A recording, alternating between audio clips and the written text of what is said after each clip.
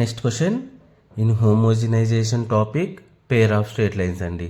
So fourth క్వశ్చన్తో compare చేస్తే దీనికి డిఫరెన్స్ ఏంటిదండి, అక్కడ కోఇన్సిడెంట్ కాబట్టి మనం తీసుకున్న కండిషన్ ఏంటిది, h² = AB తీసుకున్నాం. బట్ ఇక్కడ మనకి ఇచ్చిన కండిషన్ ఏంటిది, right angle. So right angle అంటే ఏంటిది, మనకు పర్పెండిక్యులర్ నొటేషన్. సో పర్పెండిక్యులర్ అంటే మనకి ఏంటిది, simply 90 degrees formation.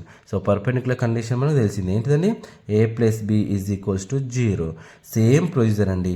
Again the given circle equation x² + y² = a². The given line equation 1 = lx + my. Again we know the homogenization topic. What is the homogenization concept?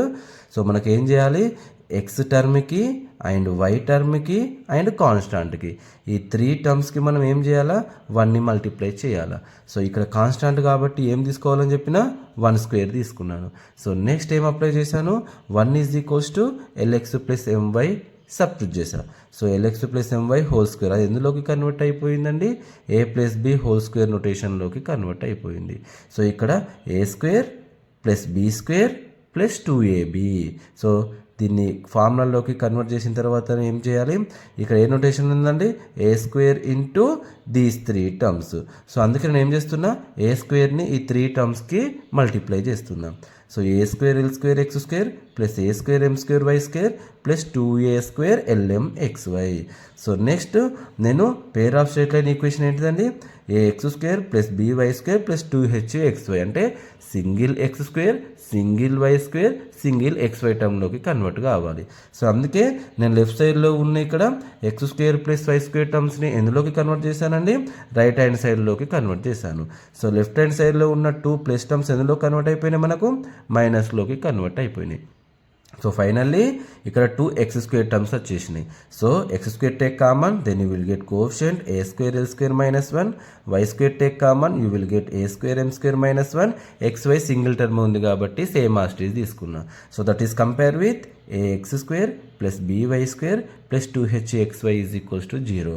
Again you will get a value and b value and 2h value. So 2 cancel అయిపోతుంది. But ఇక్కడ మనకు h value అనేది use ఉండదు. నేను అందుకే 2ను reduce చేయలేదు, h value తీసుకోలేదు. But previous క్వశ్చన్లో మనకు h వాల్యూ పైన డిపెండ్ కాబట్టి నేను h వాల్యూని తీసుకున్నా. సో ఇక్కడ ఏమన్నాడు, right angle formation. So right angle formation condition ఏంటిదండి, a + b = 0.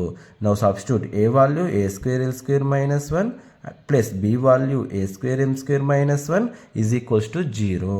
సో నెక్స్ట్ ఏం చేసిన, ఇక్కడ a² l² same as it is plus a² m² same as it is -1 ఎంత అండి, -2. మైనస్ ఇంటూ మైనస్ ప్లస్ 1 + 1 2 అయిపోతుంది. సో 2 హైయెస్ట్ టర్మ్స్ కన్సిడర్ చేస్తాం కాబట్టి sign ఏం తీసుకోవాలా, -2 తీసుకోవాలా. సో నెక్స్ట్ ఏం చేసేసినాం, ఇక్కడ ఉన్న కాన్స్టాంట్ మైనస్ని రైట్ సైడ్ తీసుకెళ్ళిపోయినా, -2 goes to +2 అయిపోయింది. సో ఇదండి మనకు ఈక్వేషను. ఇంకొక స్టెప్ ఏం రాయొచ్చు, మనకు ఈ 2 టర్మ్స్లో ఏం కనిపిస్తుంది, a² కామన్గా అనిపిస్తుంది. సో నేను ఏం చేసిన, a²ని కామన్ తీసేసా. తీస్తే ఏమొచ్చింది, a² into l² + m² = 2. So మనకు కోయిన్సైడ్ క్వశ్చన్కి అండ్ రైట్ యాంగిల్ క్వశ్చన్కి కంపేర్ చేస్తే ఏమొచ్చిందండి చేంజ్, మనకు coincide condition h² = ab, perpendicular like right angle condition a + b = 0. అక్కడ ఆన్సర్ ఏమొస్తుంది, a² l² + m² = 1.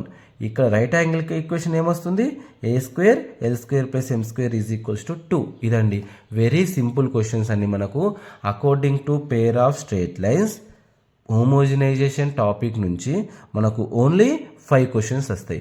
5 క్వశ్చన్స్లో నుంచి 100% క్వశ్చన్ అండి ఈజీగా గెట్ చేయొచ్చు. మనకు first question angle question, second question you need to show that perpendicular means a + b = 0, you need to show that. Third question perpendicular అంటాడు, k value find out చేయాలా. Now fourth question coincide h² = ab. Fifth question right angle like a + b = 0, then you will get the condition. ఇవ్వండి మనకు హోమోజినైజేషన్ నుంచి వచ్చే 7 mark question.